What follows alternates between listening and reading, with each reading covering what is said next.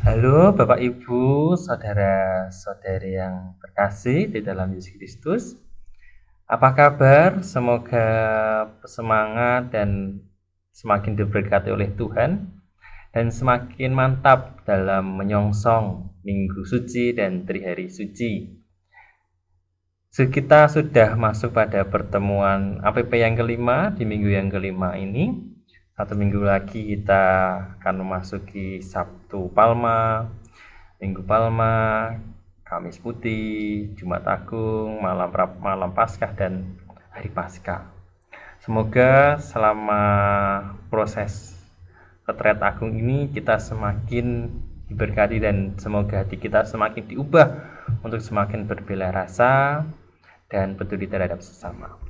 Di pertemuan APP yang kelima ini, yang terakhir, kita akan membahas tema tentang membagi-bagikan kepada semua orang sesuai dengan keperluan, merencanakan aksi, mewujudkan harapan. Jadi harapannya kita nanti kira-kira mau melakukan aksi apa untuk menjadi orang yang berbela rasa dan menjadi komunitas yang berpengharapan. Pertemuan kelima APP diambil dari Kisah Para Rasul bab 2 ayat 41 sampai 47. Ini menceritakan tentang gereja perdana.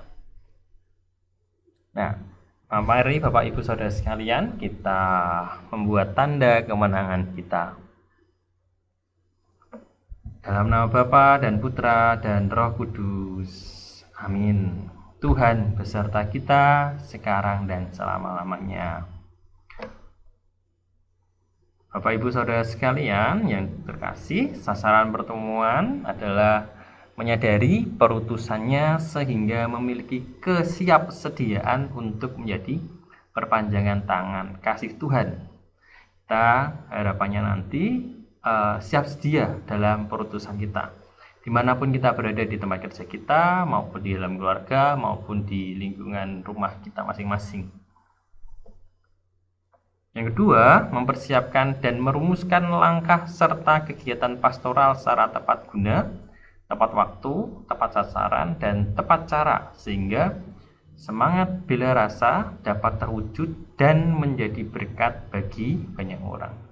Tujuannya kita diajak untuk peka dalam segala hal, sehingga tepat dalam segala hal dan menjadi berkat bagi orang lain.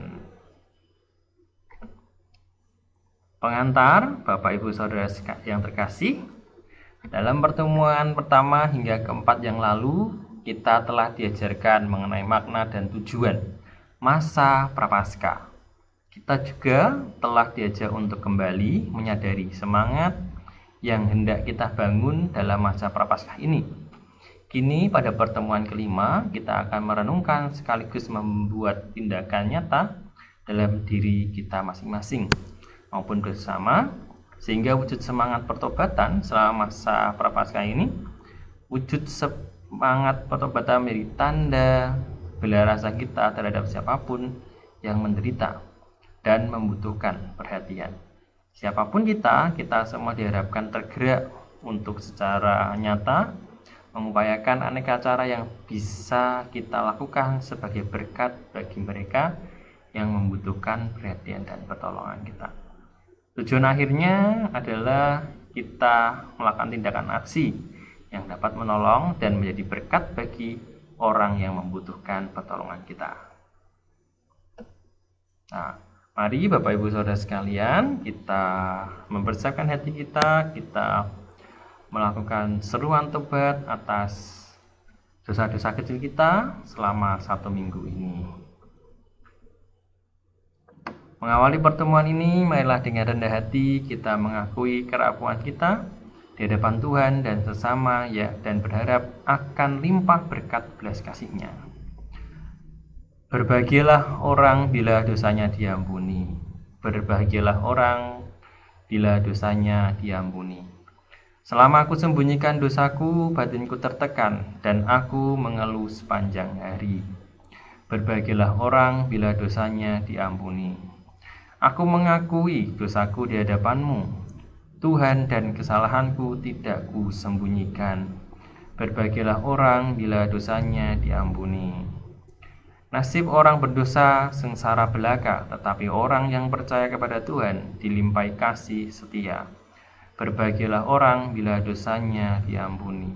Semoga Allah yang Maha Kuasa mengasihani kita, mengampuni dosa kita, dan menghantar kita ke hidup yang kekal. Amin. Marilah kita berdoa. Allah Bapa yang penuh kasih, ajarilah kami untuk senantiasa memiliki kepekaan dan hati rela berkorban. Kobarkanlah di dalam hati kami semangat untuk mau berbagi dan bersaksi bagi sesama kami. Semoga kami berani menjadi garam dan terang dunia untuk senantiasa mau dan mampu berjuang mewujudkan kasih terhadap sesama kami. Demi Yesus Kristus Putramu dan Tuhan kami yang bersama Dikau dan Roh Kudus hidup dan berkuasa kini dan sepanjang masa. Amin. Bapak Ibu Saudara sekalian,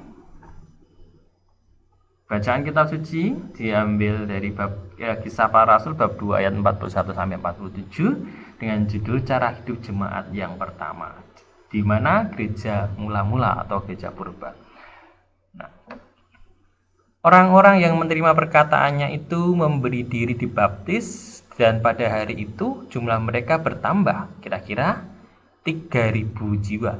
Mereka bertekun dalam pengajaran rasul-rasul dan dalam persekutuan. Dan mereka selalu berkumpul untuk memecahkan roti dan berdoa. Maka ketakutanlah mereka semua, sedang rasul-rasul itu mengadakan banyak mukjizat dan tanda. Dan semua orang yang telah menjadi percaya tetap bersatu, dan segala kepunyaan mereka adalah kepunyaan bersama, dan selalu ada dari mereka yang menjual harta miliknya lalu membagi-bagikannya kepada semua orang sesuai dengan keperluan masing-masing. Dengan bertekun dan dengan sehati mereka berkumpul tiap-tiap hari dalam bait Allah. Mereka memecahkan roti di rumah masing-masing secara bergilir dan makan bersama-sama dengan gembira dan dengan tulus hati, sambil memuji Allah. Dan mereka disukai semua orang, dan tiap-tiap hari Tuhan menambah jumlah mereka dengan orang yang diselamatkan.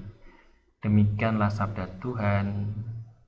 Syukur kepada Allah.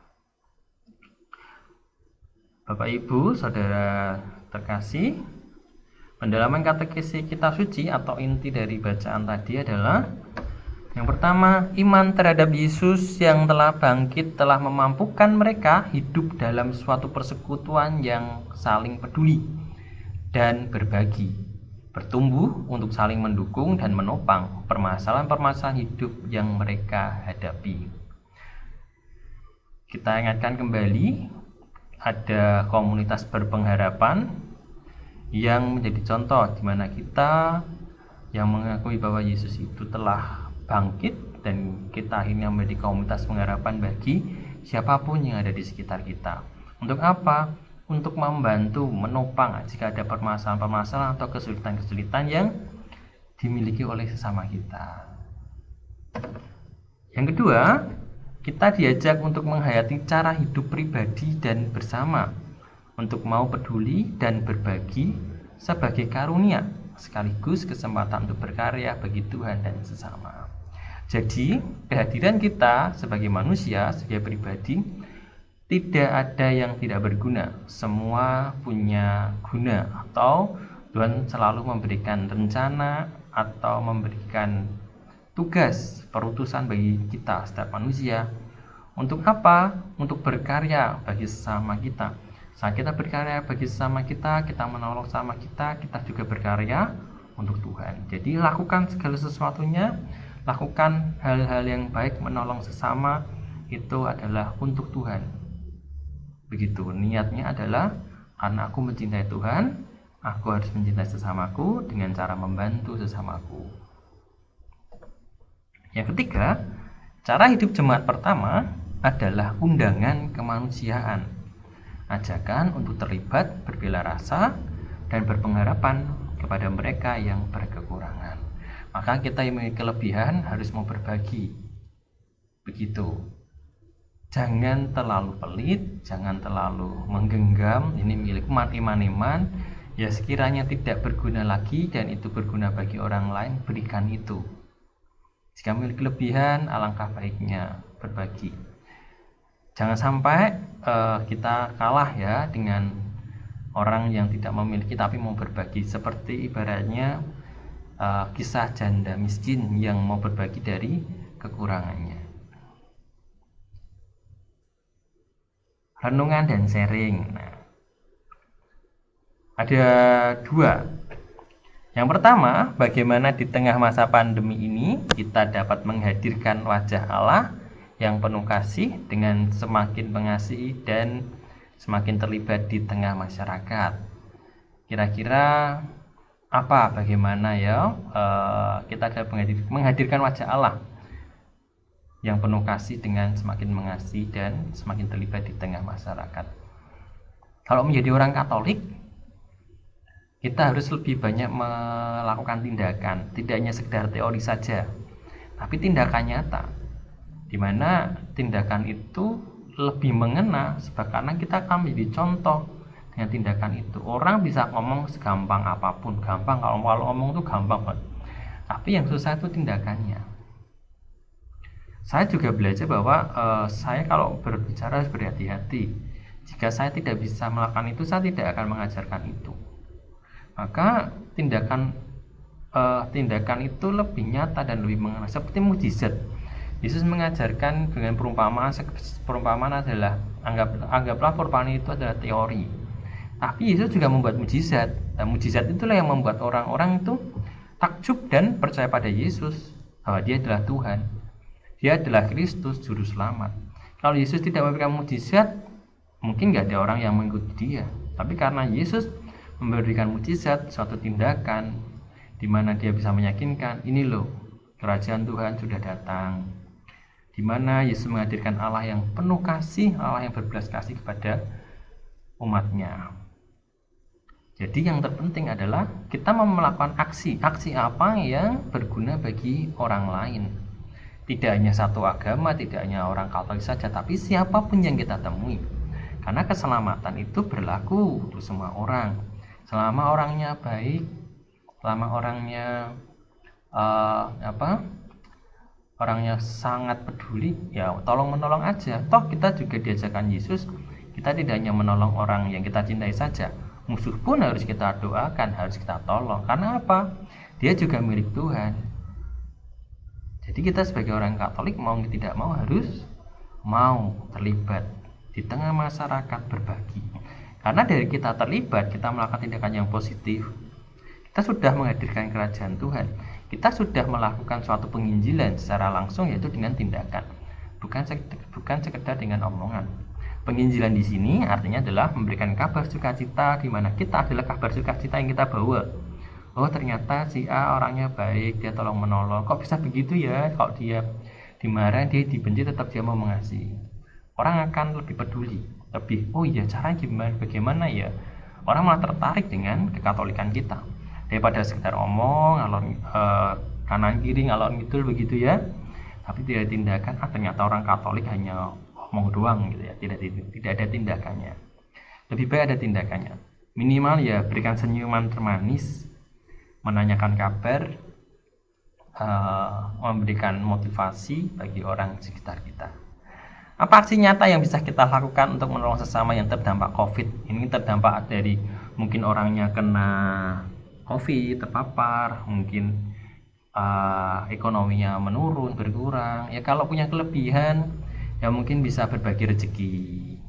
Kalau orangnya sedang sakit, terpapar corona, COVID, ya kita mendoakan, telepon dari jarak jauh, video call pakai WA, menanyakan itu. Setelah pulang dari rumah sakit, setelah sudah negatif, ya bolehlah main ke rumahnya, mendoakan di rumahnya.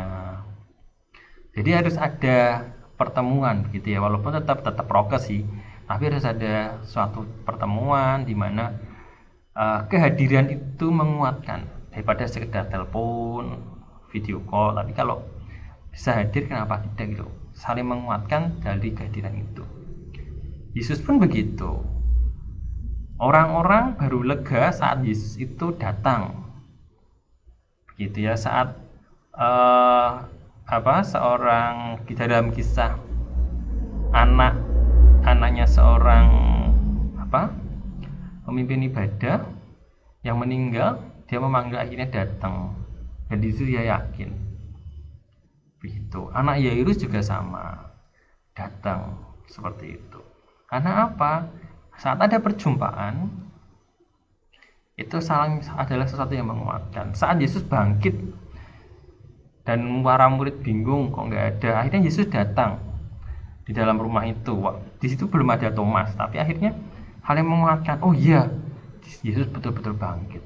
Setelah itu Thomas juga sama, sebelum aku melihat dan menjejukkan tanganku, aku tidak akan percaya. Yesus datang kedua kali dan akhirnya Thomas percaya, menguatkan. Begitu. Jadi kita sebagai orang Katolik, pengikut Kristus ya, mau nggak mau harus saling menguatkan satu sama lain. Ada aksi yang nyata.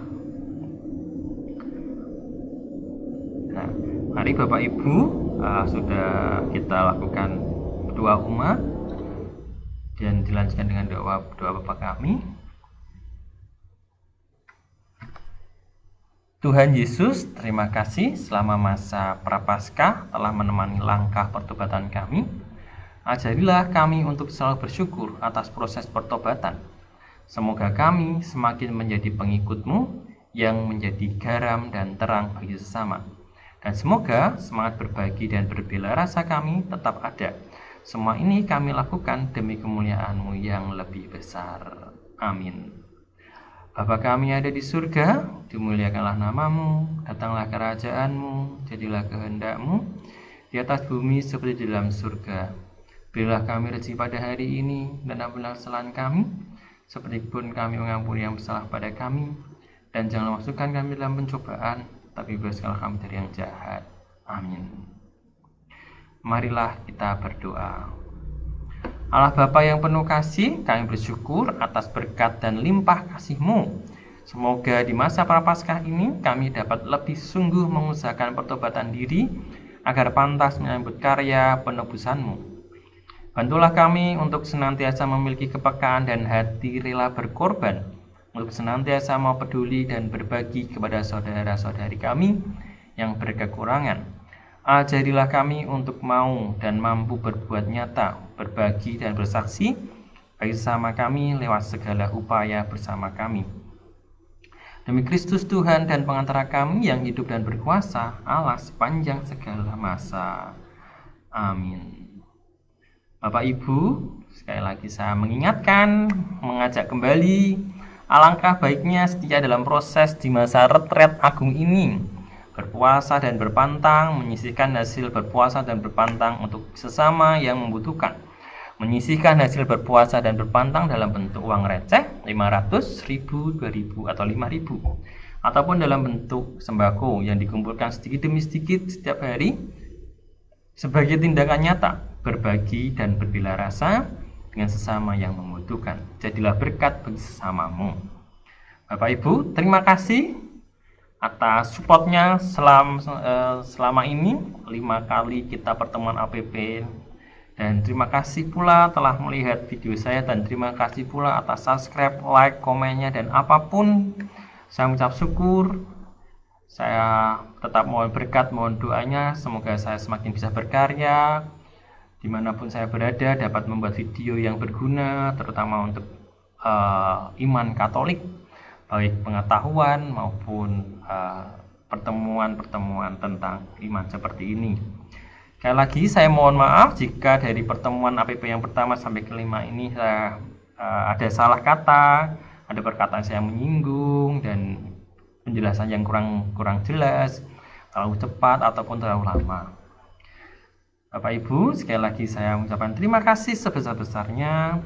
Selamat memasuki Minggu Suci, dari hari suci sampai pada hari Paskah.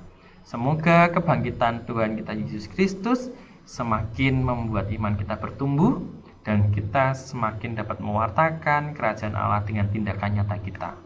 Terima kasih atas segala sesuatunya, dan berkah dalam